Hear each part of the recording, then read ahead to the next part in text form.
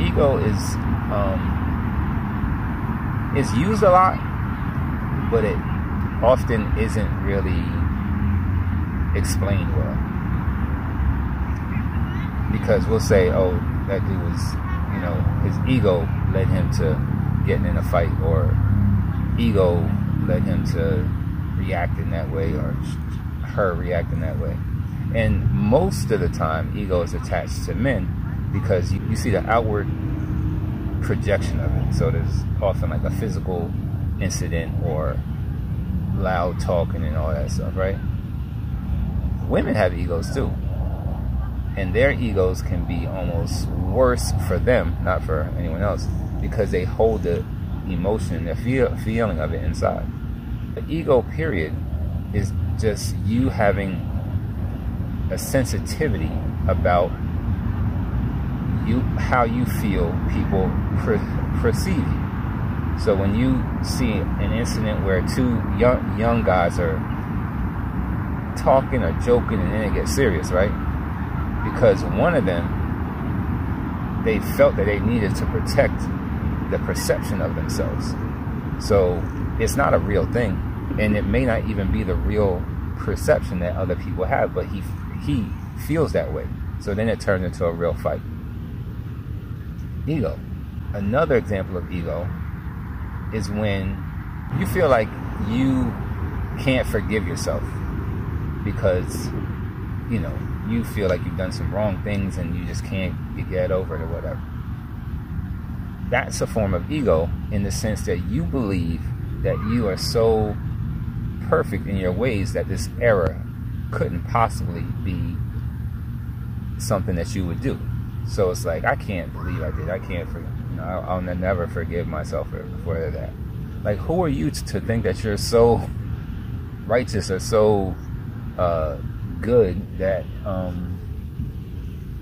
like you could never make this type of mistake or error? It's an arrogance and an ego that people will think is like almost like humble or some type of like it's a good characteristic, and it's not, because we all mess up hugely at times.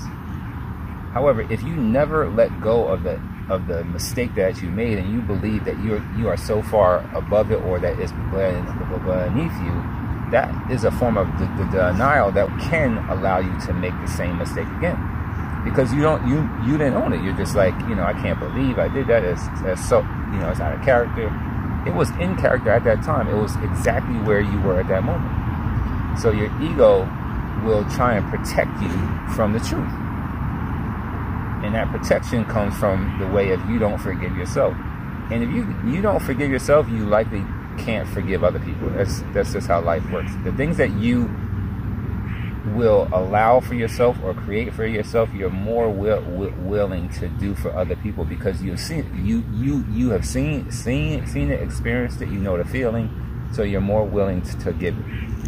And then when people say, but I do forgive, and I would ask them to dig deeper and see if they actually forgive the people that they say they forgive, because most likely they don't.